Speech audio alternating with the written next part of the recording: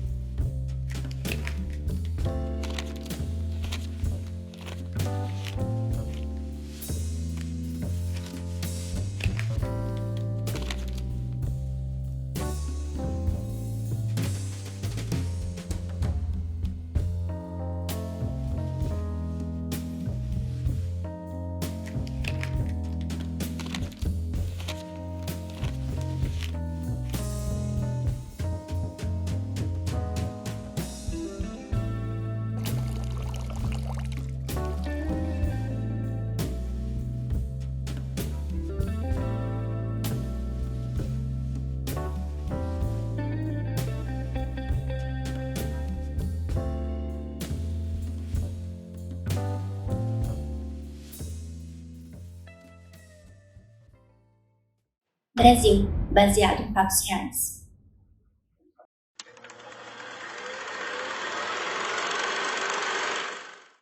O cinema noir é repleto de ambiguidades. Essa ambivalência está presente até mesmo em seu nome ou definição. Foram os franceses a cunhar o termo noir. Primeiro, em 1946, o crítico Nino Frank utilizou ao tratar de uma coleção de obras hard-boiled. No mesmo ano, Frank e Jean-Pierre Chartier novamente utilizam ao discutir os filmes que hoje entendemos como noir.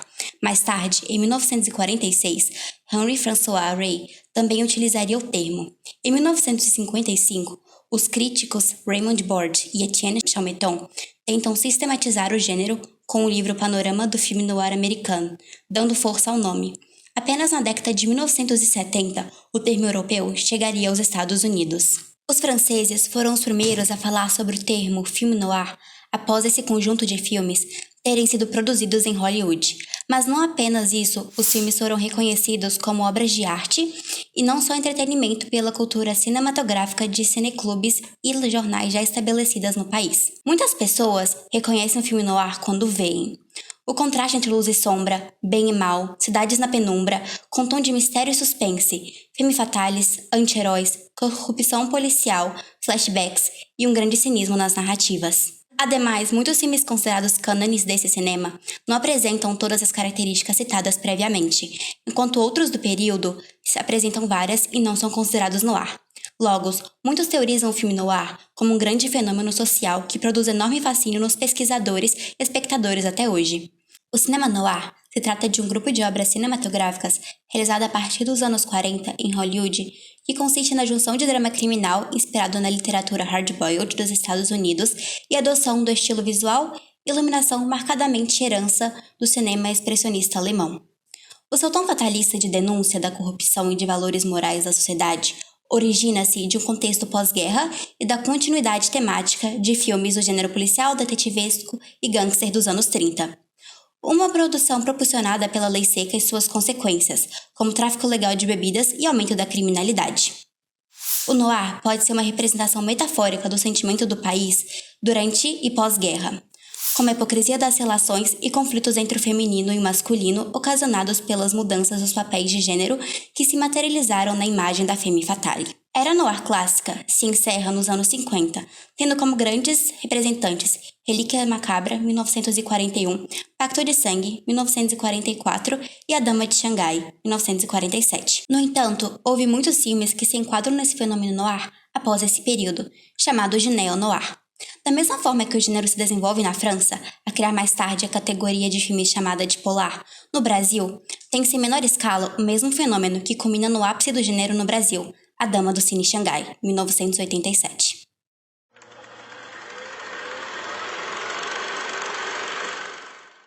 O interesse por filmes que tratassem de crimes, mesmo na incipiente indústria cinematográfica brasileira, sempre existiu. Segundo Alessandro Reina, na década de 1910, a maior produtora nacional era a Fotocinematografia Brasileira, que trabalhava principalmente com filmes sem narrativa, sobre eventos do cotidiano e, com o tempo, passou a dar espaço para os filmes ficcionais. Em 1908, é lançado o drama policial Os Estranguladores, baseado em um crime real que aconteceu no Rio de Janeiro de 1906. O curta foi um sucesso e chegou a ser exibido em 800 ocasiões diferentes, algo incomum para os padrões brasileiros da época. No mesmo ano, é lançado também o filme A Mala Sinistra, dirigido por Antônio Leal, que narrava um assassinato assustador cometido por um caixeiro viajante que havia esquartejado sua vítima e tentado desovar o corpo no mar. Os filmes policiais pareciam despertar a imaginação do público e criavam uma espécie de novo nicho comercial ao atrair grandes públicos com filmes deste gênero. A partir de 1911, tem-se maior importação de filmes estrangeiros no Brasil, e com as diversas dificuldades que a indústria cinematográfica brasileira enfrentava, logo a produção nacional começa a minguar e vê-se maior capilarização do cinema internacional.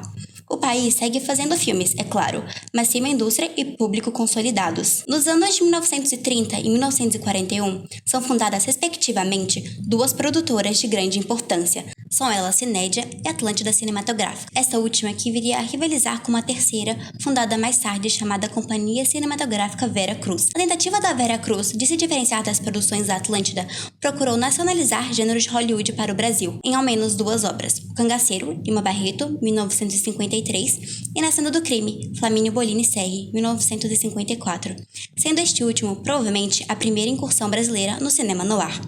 Mas Na Cena do Crime acaba sendo um filme solitário, o único filme noir brasileiro sendo feito dentro do pequeno sistema de estúdios da época. Com foco excessivo em importar o gênero noir para o Brasil, o filme acaba apenas repetindo uma fórmula que para o público brasileiro não fazia sentido. Mais tarde, no entanto, a forma do gênero torna-se uma arma subversiva para os diretores brasileiros.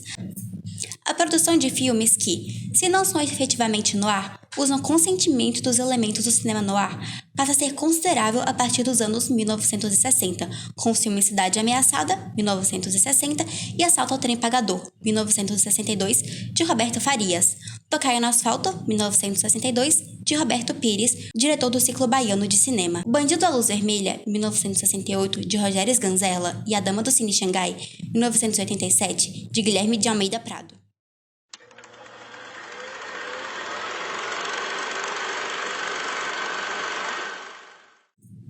O noir teve um papel muito importante no Brasil como modo de desnudar em críticas sociais um país de industrialização lenta e atrasada, cuja educação é escassa e o proletariado é mal remunerado.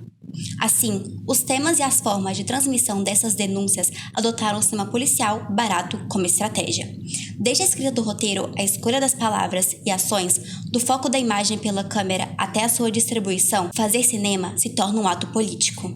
A ambientação, como típica noir, são as noites urbanas e aquilo que se cultiva dentro delas, a agonia. Assim, como nos enredos mais recorrentes, temos as adaptações de crimes reais, como nos filmes já citados.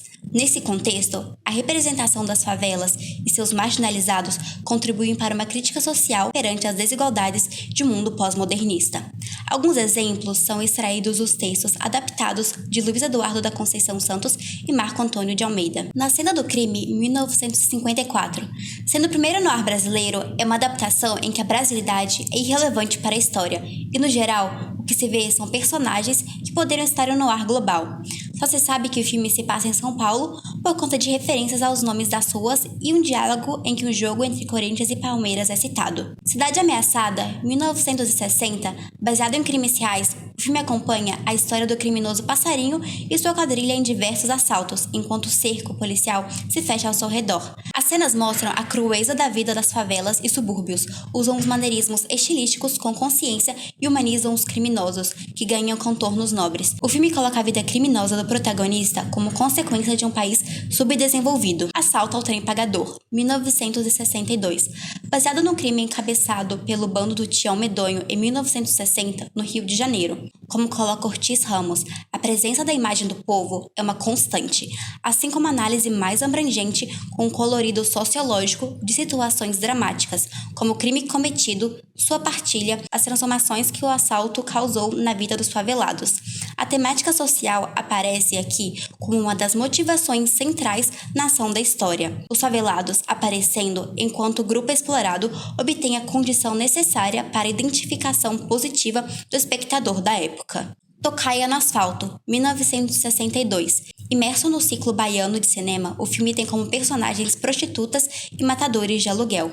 Lançado no mesmo ano que O Assalto ao Trem Pagador, os dois filmes guardam em comum o espírito de denúncia típico do cinema novo, procurando filmar sempre as mazelas da população pobre brasileira e os problemas sociais existentes. Trata de problemas sociais e da desconfiança nas instituições, fazendo citações diretas ao neorrealismo italiano e seus filmes, como Roma, Cidade Aberta, Roberto Rossellini, 1945.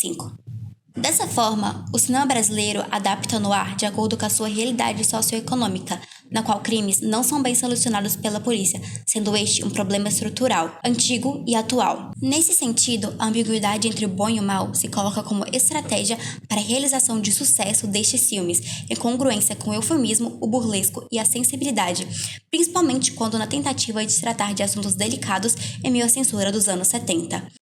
A aproximação do noir e policial com o neorrealismo italiano é outra ferramenta que ajuda outros filmes do fenômeno noir no Brasil, que também falam sobre crimes e biografias de bandidos e policiais, como Lúcio Flávio, o Passageiro da Agonia, Eu Matei Lúcio Flávio, Pichote, A Lei do Mais Fraco, Dioguinho do Cravinhos, Paraíba, Vida e Morte de um Bandido, Mineirinho, Vivo ou Morto e Perpétuo contra o Esquadrão da Morte.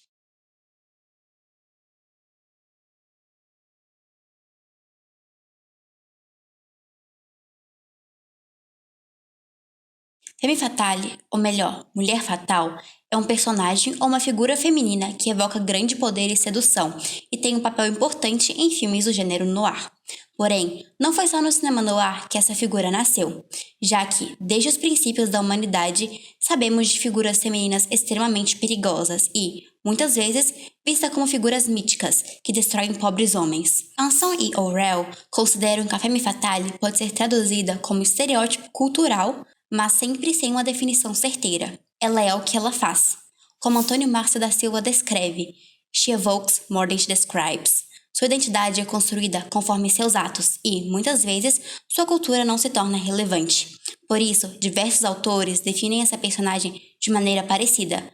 Linda, sexualmente atraente, inteligente, misteriosa, perigosa, destrutiva e ambiciosa. Porém, no contexto brasileiro, as representações dessa figura refletiam nos diferentes contextos políticos sociais dos filmes produzidos nas épocas. Essas diversas aparições dessa figura em diferentes tipos de filmes e produções fazem com que possamos ter diversas interpretações do que, de fato, seria a femme fatale. No contexto brasileiro, elas desafiam as normas sociais e questionam o papel tradicional da mulher na sociedade. A figura da femme fatale retorna em conjunto com movimentos feministas que debatem acerca de gênero e sexualidade. Porém, isso só veio acontecer nas produções brasileiras no final dos anos 60 e começo dos anos 70. Então, a femme fatale brasileira nas produções noir nacionais eram definidas como sensuais, sedutoras, perigosas e que são capazes de usar sua beleza e sensualidade para satisfazer seus desejos. A mulher fatal brasileira tem consciência da sua fatalidade, sabe o que faz, usa o sistema sexista a seu favor e não tem vergonha de ser assim, deixando os homens aflitos por poderem cair no encanto da mulher sensual.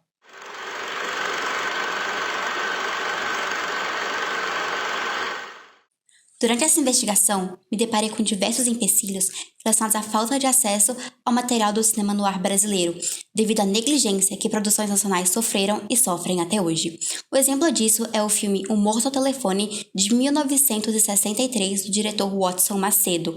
A única coisa que restou desse filme é um frame, que pode ser visto no site da Funarte. O cinema brasileiro viveu uma espécie de limbo por muitos anos, sem esforços para sua preservação, mesmo havendo informações sobre produções nacionais desde 1988.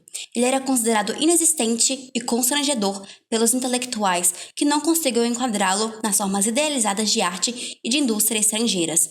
Ademar Gonzaga foi pioneiro ao defender a conservação dos filmes realizados no Brasil em 1929, ao saber da criação de um museu cinematográfico nos Estados Unidos como forma de guardar memórias. A Filmoteca do MAM de São Paulo foi uma das peças cruciais para a consolidação da história do nosso cinema. Paula Emília Salles Gomes afirmou que ela deveria assumir sua função de arquivar documentos e materiais do cinema brasileiro, algo que não era o interesse previamente. Mas foi muitos anos depois que Caio Schaibe, funcionário da Filmoteca, realizou uma investigação da cinematografia nacional e realizou a primeira mostra retrospectiva do cinema brasileiro, com o que encontrou e obteve muita repercussão. Ele foi inspirado pela ideia de mapeamento da produção nacional proposta por Jurandir Noronha. O Brasil deve a sua história audiovisual, em sua maioria, a esforços isolados de pessoas que eram consideradas loucas por suas tentativas de preservação, como afirmou Adhemar Gonzaga. A sua construção foi descontínua e possível graças a aficionados pelo assunto, com grande destaque para a Filmoteca do MAN de São Paulo dos anos 1950.